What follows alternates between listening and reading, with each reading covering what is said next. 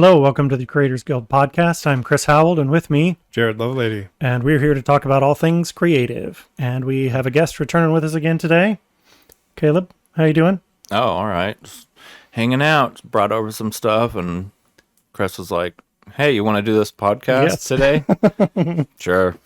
Yep, our preparation time was, we've been here, what, like 25 minutes? 30 Yeah, something minutes like we've just that. been chatting.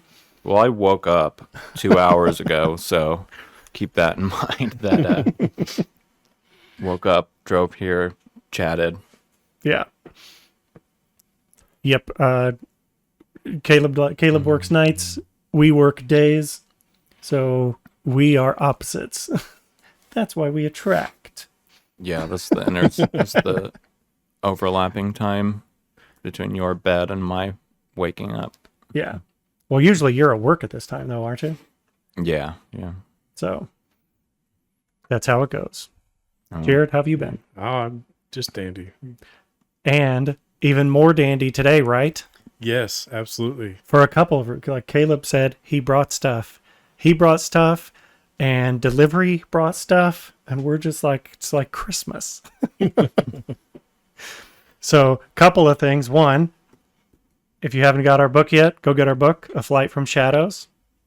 And really exciting is literally while we were sitting here, we were getting ready to start recording, the delivery truck arrived with the proof for book 2.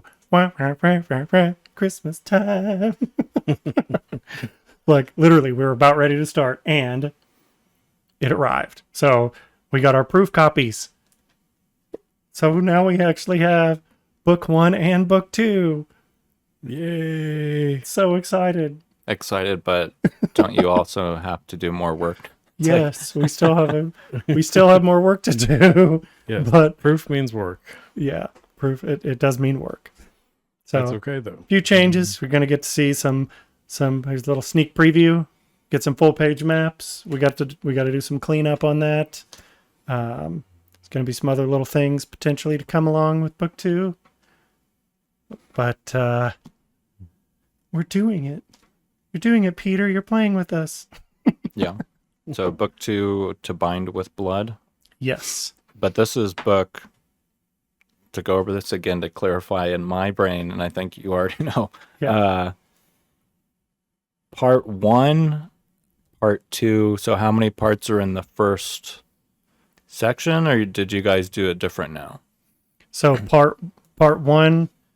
So part 1, this is volume 1 and volume 2 of part 1. Of part 1, okay. Yep. And then there will be volume 3, volume 4, and volume 5 Of part 1. of part 1. And you guys don't know how many parts you're going to have yet. We're going to have 3 parts. Yeah. Part 1 is Ascension of a Queen. Part 2, Descent into Madness. And then part 3, Ascension of Gods. Okay. Yeah, and there'll be 5 books in part 1, and then 4 books in... Well, we've got them mapped out, but right now we have to decide book 6. We're either going to be 6 books in part 1 and 4 books in part 2, or 5 books in part 1, 5 books in part 2. We just have to see where book 6, it could go either direction. We've got to make that decision when we get to book 6 of, Yeah. are we done with part 1, or is book 6 actually the conclusion of part 1? Okay. So So, yeah, 6. So, I mean, yeah, you're on track for 6 years. Another. or like 40. Well, I mean, for part 1, just for part 1, we're looking at another maybe 6 years. Yeah. Till we get all of part 1. Yeah. I mean, the other option is, and I brought this up, it's getting redundant at this point, but if we can find an elderly matroness that's interested in Jared. Right. Jared's looking for a cougar. It's just the time. Yeah. Yeah. Yeah, if we can get some time, because book three was like 75-80% of the way written, but now with revisions and stuff, it's probably more like 50%. Yeah. And then book 4, we were probably about 30% on book 4, and now that's probably down to like 10 because of having to rewrite and reconfigure everything to match changes Right. that we made in with characters in books 1 and 2. Yeah, but I would think, just instinctively, I would think, okay, we have this set, we have this set. Yeah, you brought that back, but I would feel like the writing would go faster now. After, I think yeah, so. you cut that out, but to 40, but you're gonna write the next 60 faster Yeah. now. Yeah. It all, what took so long with book 2 is there was major changes in book 1, Yeah. and those had to trickle into book 2. Right. And so from here, things are pretty well set now. Yeah. Yeah. And we had like almost, what was it, 3 months where we didn't, other than just getting together and trying to look at things, we didn't do like, I don't think any writing for almost 3 months of last year. Yeah. Like none. And that was a big setback in getting book 1 out. So, or book Yeah. 2 to this Well, I point. mean, just the fact that you have this in front of you from when, like, the amount of time spent to get this versus get this. I mean, Yeah. I don't know, but from my perspective, I'm like, whoa, you've already got this Yeah. in comparison to all the headache and everything to get this one originally. I mean, Yeah. you know, yeah, just seems way smoother this time around, from my perspective anyways. Yeah. Yeah, we'll see. We still have a lot of edit stuff to do with this one. We'll see what happens when that comes back, but we wanted to at least get the format in, check all of our, get the physical check so it's ready as soon as we're done with our final edits, and it's the stamp of, yep, ready to go. We can just upload that document, modify those little changes. Get there, like we looked at, there's some offset on the cover, there's some offset on the maps, the spine, there's a little bit of tweaking we want to do. We need to darken some things and lighten some colors, and yeah, bunch of little stuff like that. How many edits do they give you? Is it like one edit? No, we can Like from our editor, or like whoever sent you this. no, we can revise this as many times as we want. Oh, okay. Yeah. Even like we're going to do a revision, we're going to do a re-release of book 1, and it's going to have some updates because we're making some changes in book 2 that we both agreed there'll be some improvements to book 2. So we want to go back and retroactively do Not story wise. not story-wise, but a But new, like the new edition. The map. There's some homophones that were Yeah. missed. Yeah. Some Some of it's those little cleanups, but it's also we're getting better with book 2 on a formatting perspective and improving cover design and maps and story or chapter headers and things like that. So we'll do a re-release of book 1 that's a new edition. And it will probably, and we've talked about it and we haven't decided yet, but it will probably be full color. Yeah, we're talking about doing a full color version with our maps and stuff like that. Okay. And then at some point we'll probably do a hardback release too. I've done a little bit of checking. There are a few people that are like, they actually sell their hardbacks better than the paperbacks for Yeah. whatever reason. Because people don't actually read them, but hardback looks good on the shelf. Yeah, it looks really nice. What I would. That would be my guess. The nice thing about from the people I've talked to is they want a hardback on the shelf, Yeah. and then they want an ebook. Yeah. So Right. you get to double dip that way as Yeah. a seller. Yeah. Well, and the ebook's normally a little cheaper, right? Quite a bit cheaper. Yeah. Quite a bit cheaper, yeah. Yeah. Plus, with new editions, it like led down the road. This edition will just become more and more valuable. Exactly. So When it becomes a best-selling series that is done by somebody that doesn't produce the Wheel of Time, then then, yeah, this first edition. edition will be more expensive. yes, exactly. Yeah, I guess I never really thought about. I've never had to think about editions of books, and I'm not someone that's going to go buy a first edition or whatever. Yeah. So in movies and things, when they're like, "Oh, First edition of this? Wow. Yeah. All right. Yeah, I that's guess where that's a big deal to some people. Yeah. I don't know. we planned on some different editions, and we planned on some things coming out. So like the ISBNs, we have a whole bunch. We have a slew of ISBNs, so that by the time we get through all the books, we can have multiple editions of all of them. Because when you do a new edition, you have to get a new ISBN too. What's ISBN? That's your International. I don't remember what it something stands book for. number. Okay. But it's that barcode that's at the bottom of your book on the back, that number. This number, we paid for this number. And so this number is registered in the United States and globally. International Standard Book Number. Standard book number, yeah. So we had to pay for ISBNs. Better Dewey Decimal System, Something like that. something like that. It's an international thing, so that Yeah. if they want to look up the book in England, And like order it or whatever Yeah. or anything. Yeah, you just have a number to go through. Yeah. I mean, the parts number. basically, or resource it's number. a parts number. I Yeah. think it's kind of like when someone Or is selling serial real number, yeah. estate Sorry, and yeah, the serial commercial number. comes on and they have to be like NMLS 182334. Yeah. Maybe. I have no I idea. have no idea. I don't know anything about book stuff. I don't know about numbers. But no, depending on who produces your book, they will provide ISBNs. But if they provide the ISBN isn't owned by you, it's owned by them. So if you ever want to go outside, you have to get a new ISBN. So we just opted to, we bought enough ISBNs to cover our whole Well, you series. save a ton of money if you Oh, buy a lot of them. Yeah, it's I mean, a it's ton of crazy. money. Really. So like one ISBN is like one ISBN is like $150 or something like that.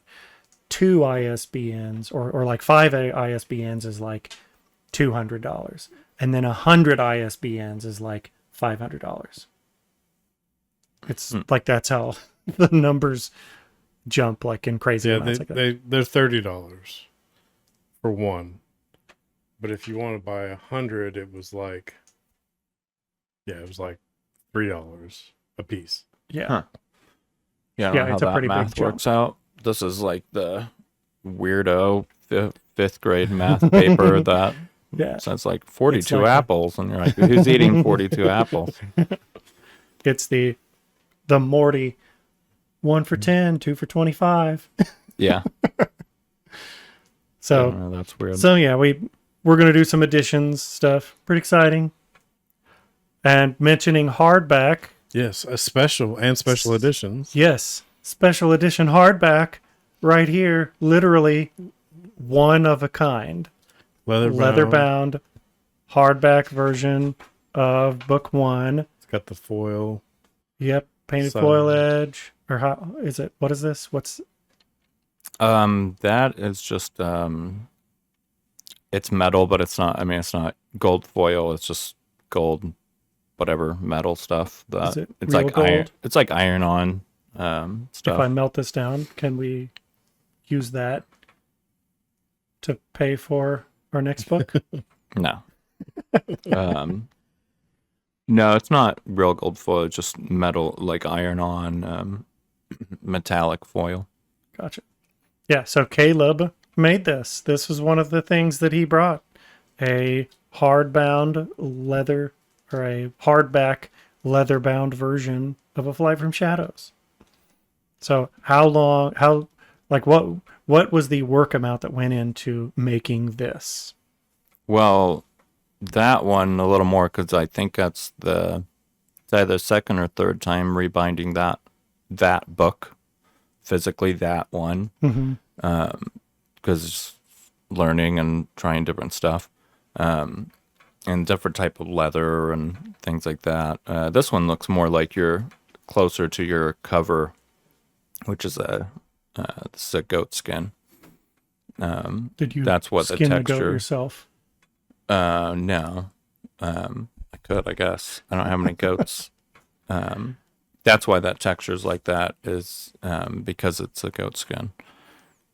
So that, I mean, I don't know.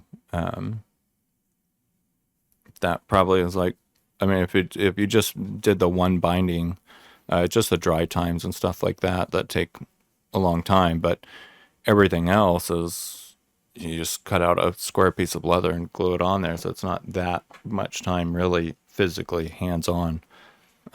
But yeah, it'll take a couple days with dry times and things like that. You probably have a couple days into making one. Now, I mean, I've made books before that I made the pages and hand sewn and the pages and hand sewn them into the binding and made my own whatever the things at the end of the books backing. are, and everything was Made your own just spine and whatnot. well, I mean, I made this spine, but it's the this little piece of material at the end of the book that sticks out right there. Yeah. Can't think of the name of that right now. The The spine lip. band, just the band. Yeah. So that, like, I would hand sew that. Yeah. I would make this hand sewn, just needle and thread, and then put it inside of there. Yeah. You've done some Those books. ones take, I mean, you physically hands on hundreds of hours. Yeah. I mean, you'll spend 5 hours just sanding the pages. Now you've done some book covers that are not like this has the hardback Yeah. inside it. You've done some where it's just a leather, like leather with it's flexible leather. It's not a hardback leather binding, Yeah. right? How hard is it to do that? Just a leather binding versus a hardback leather binding. It would just depend on how it's applied, how the pages are attached to the leather. So that just comes down to personal preference and style. Yeah. Whether you want big chunky cordage running from the pages through the back of the book or something like that. Mm-hmm. I mean, I could take it 20 minutes to push some holes and run some cordage through there. Yeah. That's not a big deal. So it just depends on the type of style that you're going for, whether it's really minute and detailed work, whether it's big chunky stuff. I mean, I made Brian's a brother that does the Santa stuff. I made the list, his version of the list, Santa's list, and it's basically a big binder to where he can put in his own pages and as many as he wants. I mean, it's 3 inches tall, and then it's a full sheet of paper. So what is it, 8.5 by 11? Yeah. Plus a little bit extra is the size of it. So it's 3 inches by 9 by 11.5. With that one, I don't remember. Does that one actually have like O-rings or D-rings to turn the papers on, or is it just it's studs? Okay. Yeah, and inside of there are 2 strips that the studs go through, and they're spaced according to just your regular ringed punches, your 3-hole punch spacing. But like, yeah, it's basically a really big binder, like I said. But it's the amount of detail that goes into it and precision that you're like, well, it took me an hour to line up all my leather and get everything measured correctly and dialed in where you want it at before you ever assemble it. So it's how much detail you want to go into leather working that takes up your time. Yeah. When we went to the Renaissance Fair, and I was looking at a hat there, and I think you and I talked about it after the fact. And it was like the hat. I was like, I really like this hat. But I'm like, but I didn't come here planning to spend $260 on a hat. And then we came back, and I was like, man, that hat was $260. And you were like, what kind of hat was it? And then I described it, and you were like, oh yeah, that's probably like 300 hours of work in the hat, something like that. And then I looked it up online, and like that hat with the same like because I had the name and everything of the people that did it. So I looked up theirs and the quality that they did. That hat, to buy it on like Amazon at that quality, was like $400. Right. And I'm like, I should have spent the $260 and bought that hat. Yeah, I mean, it's just leatherworking. That is what eats up your time, is just finer details and precision. Yeah. Anybody can cut a piece of leather and glue two pieces of leather together. Yeah. That's not a hard thing to do. But if you want and even like this, I was telling you, it's like, oh yeah, it looks so cool and stuff. But I'm looking at it going, okay, but if I spent another 30 minutes on the binding, if I, took a little bit more time to mess with this or that, then it would be a little bit more precise on the edges. All that's time. Yeah. It's not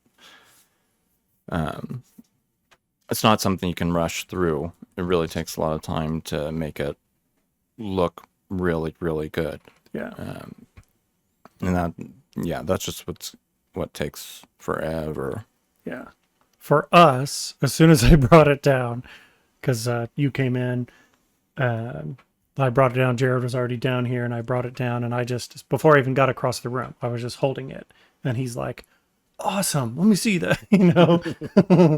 Just the fact, it's kind of like Galaxy Quest, when the guy whose name is Guy, Yeah. and he's like, what's going on? He's like, I'm just stoked to be on the show, man. Like that's what it feels like. Like, oh man, it's the same thing with this arriving. Like it's in my hand. I've got 2 books sitting here on the table that I wrote and produced, and now here's a leather-bound copy of one of my books. Yeah. Like, how cool is that? Well, I think it's more, I mean, I'm always going to be hypercritical of what I do.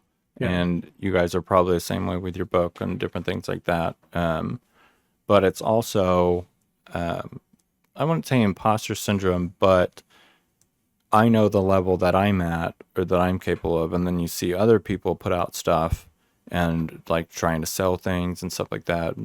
More power to them. Great if someone wants to buy your thing. But I see the level of detail and I see the level of precision put into it and the amount of work. Yeah. And then they're charging the same amount. Like you're saying, oh, well, they also want $400 for their leather hat. Yeah. And you're like, but your hat doesn't justify $400. Yeah. But it's a leather hat. It's cool. Like, sure, it's cool. Yeah. Well, You it's like, don't know enough to know what level has gone into this versus your item. And your item just isn't even close. Yet you're wanting the same amount for it. And that annoys me. yeah. That just is a pet peeve of mine that really annoys me, especially in the craft industry, is so annoying that people, oh, well, it's so easy. I just put, like, I can tell you every step that you did looking at your project because there were 2 steps involved. Yeah. And you did them sloppily. But somebody will buy it. Yeah. Because it looks cool. It's and that's, if someone wants to spend their money on that, that's fine. Just know that you're kind of ripping people off. Yeah. Because they could go spend the same amount of money and get something of a much better quality. And maybe they'll never notice that. Like you're saying, oh, well, yeah, I'm looking at it, it looks cool. Maybe they'll never notice the little things, but for me, I do notice them, and I don't want to be the person selling a product, presenting it as a higher quality when it's not. Yeah. Yeah, that's, it's like with writing the book where we've had to say, like, at some point we have to say, and it's done. Yeah. Like, we can't edit it again. I mean, we could, but we could do that for another 10 years. Just keep editing and revising and editing and revising. But by the same token, we don't stop and go, okay, it's good enough. Yeah. Right. You're happy with the quality at the end of the Right. day. You're like, what I'm putting out, I genuinely feel is justified in representing what I'm capable of doing. Yeah. Yeah. And I just think there's too many people out there that doesn't even play a factor into it. And it's good enough someone will buy it. I'm done. Yeah. All right. Well, I don't think that's very nice. And maybe that's the best that they can do. Maybe, especially in crafting, Greg, maybe that's the level that you're at and that's the best that you can do. Yeah. But it should be presented and priced accordingly. Yeah. I mean, it's like that we mentioned her before on who we were next to at Tremendicon last year. Her Her big artwork, painting. Yeah. Yeah. I was like, it's a canvas. What was it? Probably 18 by 24 canvas, something Right. like that. And she had it for sale, and it's looks like the world. It looked like a mashup of Dr. Seuss and Adventure Time world. That was all just like stuff out of her head, Yeah. I mean, somewhere between with those and a little bit of Where's Waldo. Yeah. Yeah. Very much. Like this big collage of all these different characters and images, stuff like that. And her talking about her art, and she's like, yeah, this one that she had for sale, and it was like $200 and something she was selling it for. She's like, well, this one I did this, and this one I did this, and this one, she's like, I have about 400 hours in that one. And I'm like, holy crap. Yeah. Like, Yeah. that's a lot of work. That is a lot of hours to put into that. I don't remember if she sold that one while we were. I don't know. She did pretty well. She sold quite a bit of art, but you could tell, yeah, it's a unique style, but it wasn't just slopped together. Right. Like her attention, she'd put a lot of, even though the characters were whimsical, unique, just, Right. but she put a lot of detail Well, into all of it. that's what's interesting is some people I've seen try and do this with art and they get away with it Yeah. because people don't know any better. But just because art is bigger doesn't mean it's better Yeah. or should be priced more expensive. Yeah. Where Yeah. it's like, yeah, but see how big a canvas I used? Look at this. And you're Yeah. like, okay, but it's still mediocre and it's not that great. And same with like people that, I don't know, it's just not for me. Especially a lot of modern art is just not, it's not something that I go for where it's, yeah, but I took this paint can, I punched some holes in it, and I spun it around, and it's on a 10 by 10 canvas, so it's amazing. Yeah. It's like, no. It's $5,000. No, it's actually not. And you're a little bit of a hack. That's I'm like, you found a niche, and great. Yeah. Somebody will buy it, I'm sure, but it's not good, and that's, people say, oh, well, look at Jackson Pollock or something like that. And you're like, yep, he did sell out. I think that's well documented at this point. Nobody's disputing that. But I've gone and I've seen his paintings in person. I've actually went and saw him, and you can tell the difference. Yeah. If you have an eye for it, I'm not saying I have the best eye for art, but you can look at them and you can tell the difference. Yeah. Most people probably wouldn't be able to, and it's just a Jackson Pollock, and yeah, it's just that. I can see a difference in them. I could pick them out without you ever telling me which one is which. I would be able to pick them out. Yeah. Well, it's like watching who the heck? What a happy little tree over here.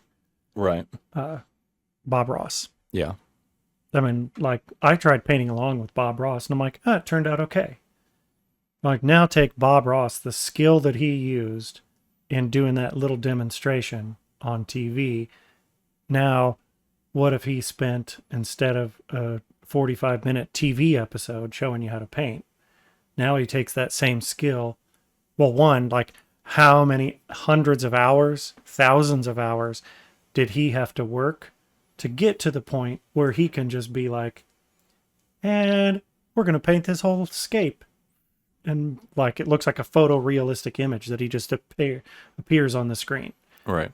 What's all the hours he put in to get to that point? Right. One. And then two, what if instead of 45 minutes, he's like, we're going to take the next 3 weeks and we're going to paint for 3 or 4 hours a day for the next 3 weeks. Then what would that painting, you know what I mean? Right. You know? Yeah, I don't know. Art is, it's just so subjective that it's just so hard to tell. I mean, I don't know. Like the super modern stuff now is just so. If you can just I get just a hate it millionaire so to much. I commission really something, just don't like it. It's not. that's the way to go. Yeah. Well, it's like people using different mediums and being like, yeah, but it's done with bubblegum wrappers. I'm like, oh, so you took colors and made an image, but it's bubblegum wrappers. Yeah. I'm like, great. Okay. What am I supposed to be impressed? Yeah. You show me. Yeah, there's if I could remember the show, it's really good. It's about a painter, and I believe it's loosely based on a true story. And he was in like a mental institution or prison, and the guy comes in and asks him to draw a sparrow. I believe it was a sparrow, but it's like, okay, but that was the test to see if he was an actual artist. Have him draw a sparrow. Yeah, because his art was eccentric and, you know, all flashy and, oh, well, it's open to this type of interpretation. Yeah. Okay, but are you do you have the skills? Have the skill, right? Yeah. And that was, it's like, before we commission this work, draw me a bird. Yeah. I hear my daughter has a fine arts degree, and that's something she talks about all the time, is you have to have your basics down. Yeah. You have to understand the art in order to make the art. You can go off and do whatever is your niche or your specialty, but if you don't have the foundational, you know, those basics down, then it's not, you know, you're throwing something out there hoping somebody will grab it. And somebody probably will. And that's something we've talked about. And let me explain carefully. Harry Potter is not a very well-written book. When you reread it as an adult, you're like, this person didn't know a lot about writing. Don't stop listening to our podcast. Don't cancel us. But it's true. And J.K. Rowling has talked about this as well. Yeah. As she's been like, yeah, I really didn't know, you know, she just wrote. And it worked out. And that's great. And I love the books and I love the movies. And well, she told a good story, and she did a good job telling a story, but it doesn't mean, you know, like, so we've talked about, Liz comes on the show and does writing, you know, the Learning with Liz stuff. Right. If we're like, okay, Liz, pretend I wrote this, critique it. She'd probably be like, just like she does with us. It's like, right. You cut this whole chapter, take this, flip it on its head, scratch this out, and we'd have all this notes and be like, okay, this whole thing is garbage, and we'd be like, soul crushing. Right. But J.K. Rowling's a billionaire, so. And it the argument can be made, would it be the success that it is had that happened? Yeah. You know, what if she'd taken another 5 years editing and editing and editing? Right. Yeah, a more technical writing as opposed to just more of an amateurish. Right. It would have morphed into something else. It would have become something else. Yeah. But you can see that in the writing. And same with art, is it doesn't matter how well it looks. You can see it. Yeah. Yeah. But I mean, in all of those things, it's kind of like I've seen a lot of questions about writing. It applies to art. Like, well, we have all these things about technique. You know, there's debates all the time in writing communities about do a prologue, don't do a prologue. Even debates about you should name your chapters. No, I hate it when there's a name Right. to a chapter. Like all this stuff. Even you should follow one of these save the cat methods. Nope, don't follow save the cat. Use this other thing. Your characters should be even the stuff that Liz comes and talks about. Those are guiding principles that can improve your writing. Right. But the reality is there are famous books that are very successful, authors that are very successful, and they don't follow any of the rules that anybody says, no, this is the rule you got to follow. Right. Like, no, not really. Well, and that's not to say they shouldn't. You No. know, that's it's like with anything creative, especially. It's not to say you shouldn't just do it. Yeah. If you feel like doing it, have at it. You know, no one's stopping you. But if you want one to be taken seriously and to be at a certain level, then learn these things. Yeah. And especially if you appreciate it and you like it, then and almost have a respect for it, Yeah. then you want to take the time to learn those basics, to learn those types of skills. Right. You don't, they're tools. Right. And you don't have, it's just like when you build something you take your toolbox out there, you don't use every tool in your toolbox for everything you build, Right. but you have the tools And you know how to use them. and you know how to use them to properly use them and know when you don't need to use them, Yeah, you know when to use a hammer and when to use, when to use a screwdriver. a Yeah. screwdriver, yeah, for sure. Yeah.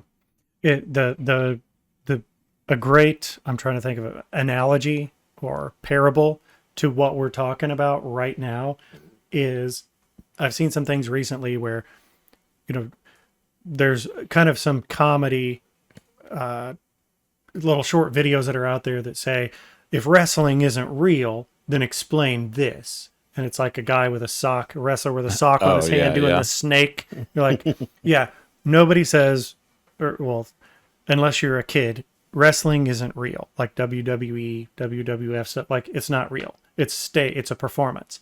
But there's a new thing that I've seen that says people say wrestlers aren't athletes. And I'm like, no. Yeah, I don't know. Nobody said Who's saying wrestlers. that? I don't know where you got that, but for some reason I've seen that recently, like this thing of asking, well, if wrestlers aren't athletes, what about this? Well, there's a video like this guy. I'd say he's muscular, but he's also a little overweight. He's got a little bit of a punch, He doesn't quite look like Jack Black in what's the wrestling movie? Nacho Libre. Nacho Libre. He doesn't quite look like Nacho Libre. He would be Nacho Libre with a few more pounds of muscle on his body. Well, then he does front handsprings across the wrestling arena over one guy's head as the one guy jumps out of the arena. So he does front handspring over him into the ropes while he's doing a handstand. And he like bounces off the rope, does back handsprings up onto the rope, the top, like the fifth or the fourth, whatever top rope, and then does a backflip onto the ground and then keeps doing back handsprings up the aisle until he slams into the guy, the other wrestler who's running away from him, and knocks him into the ground. Seems like a good technique. I'm like, none of that is real. That dude is absolutely athletic. He Right. has all the basics, all the skills, like, he knows. Like, I'm just like, He's a professional. yeah, Yeah, he's a professional. But it's weird he's that a professional you even say real. athlete. It's weird they even say real because I'm just thinking no one goes to the ballet and goes, ballet's not real. And you're like, Yeah. what do you mean by real? What do you? Yeah. But The it's just, Nutcracker, that it's didn't not really real. happen. and The you're giant like, no, rats. it's a performance by professionals. Yes. It's not real, so you're not an actor. What? Yeah. I don't Yeah. know what you're talking about. Like, Yeah. it's a craft that I've honed over many years. Yeah. Stone Cold Steve Austin is a character. The Rock is a character. Those people are I'm not absolutely. sure. I think The Rock might actually be The Rock. maybe I'm pretty sure John Cena is it's actually John Cena. actually John Cena. Well, I don't know. Nobody's ever seen him because he's invisible. Yeah, that's true. He's actually here. He might Can't be. see him. He might be. Don't say anything. He might take us out. But no, you've got to hone those skills to be. So there are plenty of things where you're like, oh, that was terrible. It's so terrible. The people who did it had to be doing it on purpose. They couldn't have done it that terribly without actually being really good at doing Right. that thing. Oh, they would be injured so quickly. Yeah. They would all be like Yeah. in Pick the somebody up and I mean, slam they would them all be upside in the down into their hospital head if they don't know how to without breaking actually their neck. do what they're doing. Yeah. Yeah. Yeah, exactly. Anyways, But yeah, you're leatherworking. That is leatherworking, writing, art, all the things. The same principle applies to all of it. You can't be a wrestler. You can't be a good actor wrestler without being an athlete. You can't be a good ballerina without being a good athlete. yeah. You can't be a good writer without being a good athlete. You can't be a good writer without being a good athlete. No, speaking of, Caleb also brought another thing. We gave some big versions of these to Adam and Jackie that Caleb made, and they were pretty excited about it. And we have new little ones. that So Caleb made this for is us. a cup with a handle, like a mason jar, with a handle with a wooden stopper cap thing. It sounds like this when you pop the cap. It's like something you would see at a 20-year-old white girl's wedding with some flowers and tree branches and stuff. Yep. And it actually came with some brown, what is it? The twine. Twine. Yeah. So you could tie on there because they do have metal. I don't have the metal straw down here, but they have metal straws. But yeah, the miniature mason jar, but instead of white girl wedding, it has our emblem and go in good spirits. For those on camera, you can probably see it. Not really. Not really. Yeah. For those listening, though, But you Caleb's can probably see description is see apt. the lid. Probably see that part, Yep. I guess. We've got the little wooden lid. It says our Chronicles of Duradin. So yeah, it's been like Christmas all around today. But yeah, it's Courtesy of- lasered etched. I don't know if we said that, but it's lasered etched into the glass and the wood part on the top. High quality. Yep. Yeah, decent quality. Decent. I didn't put too much time into them, to be honest. That's It's like, this is for my brother. I'm just not. Yeah. Like, I didn't square everything up perfectly and kind of eyeballed it. And, like, none of that's measured. It's all eyeballed. So it's like, I'm not. I made a jig for the lids just because I had to do them one after the other. But even that, it's like, it's this many millimeters. It's pretty close. Yeah. Well, you can't be a good laser engraver without being a good athlete. So That's true. it takes some effort, takes some real background work there. Lots of hours to get to this point. Well, not to, I mean, keep beating the topic to death, but yeah, I mean, I've done laser engraving enough, and I've worked with measurements and things like that enough that, yeah, I didn't have, I mean, if you just looked at that, you'd be like, oh, that's pretty square or Yeah. whatever. And you're like, yeah, I just eyeballed all that and stuff just because I've done it enough that I already know what how many millimeters this is and how much to bring it in and things like that. And there's not steps I have to go through to get to this conclusion of power settings and things like that. And that's because you've learned your basics. Right. Like, oh, And he I took just did ballet that. to get there. Yes.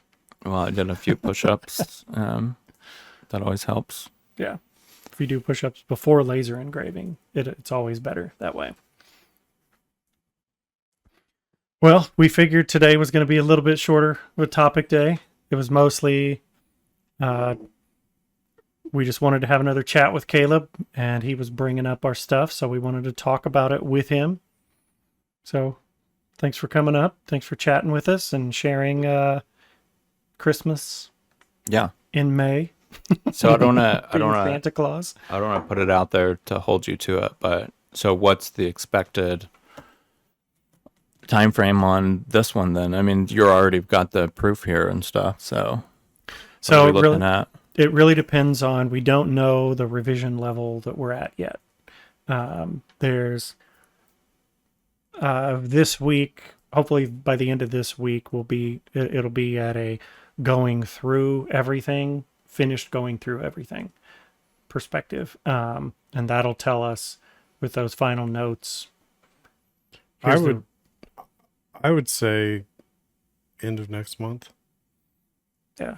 I mean, Latest. fingers crossed. So 2 months. Yeah. Month and a half ish. Yeah.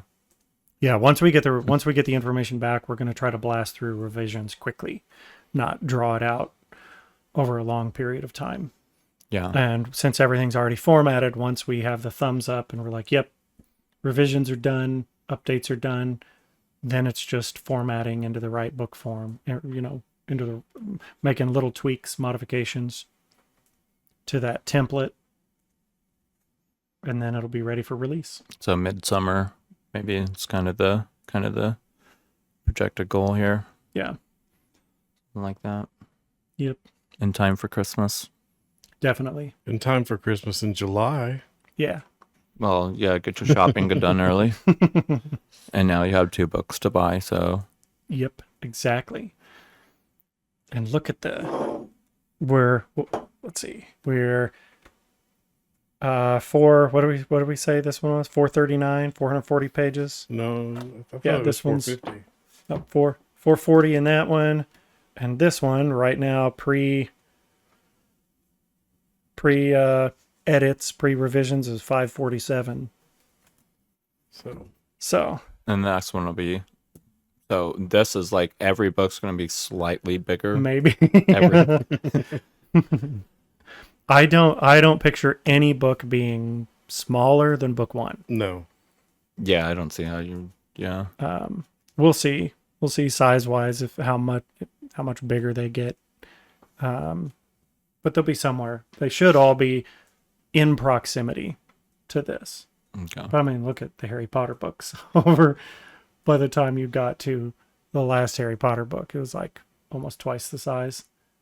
Yeah, the but I first think one, also that, something like that. I have a feeling that was 2 books that they put into one. Especially on the other ones, I have a feeling that the story was condensed Yeah. a bit to make it into just bigger books rather than multiple books. Yeah. Especially with the school years, I have a feeling that those years probably would have been broken down a little bit more rather than how it actually came out, which was 1 book per year. Yeah. And you're like, Kind of like how the movies. I don't think that was actually. The movies each got a little bit longer, and then it finally split. Yeah, To wrap I it don't up. think I think that that story probably evolved and then was bigger than what she had anticipated, and then was like, oh nope, we got to stick with the 1 year, one Yeah. book per year thing. So we're just gonna make them big. Yeah. It's possible. The opposite of like George R. R. Martin and Brandon Sanderson and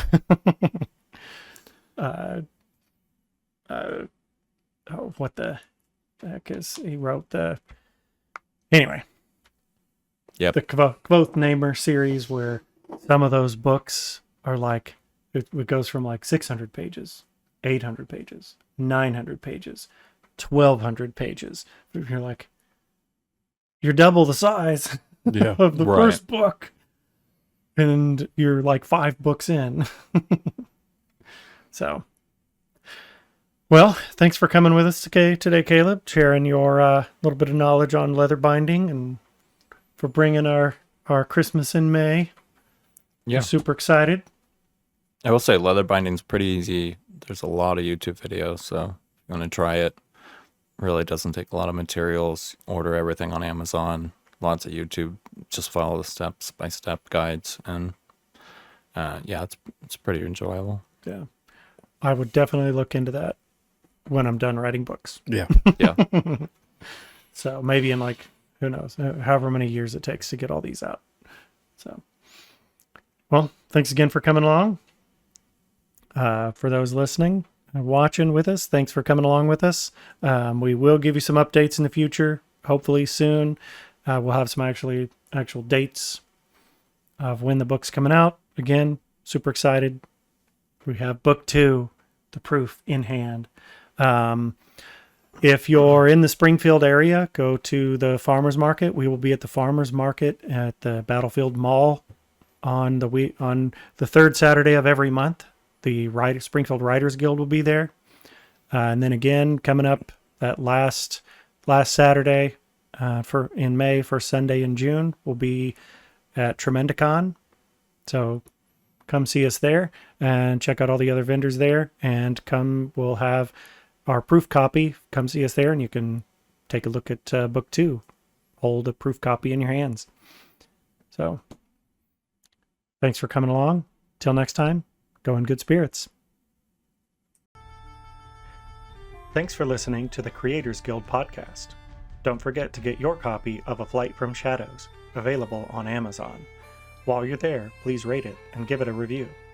If you like the Creators Guild, please like and subscribe, and make sure to share it with your friends. Until next time, go in good spirits.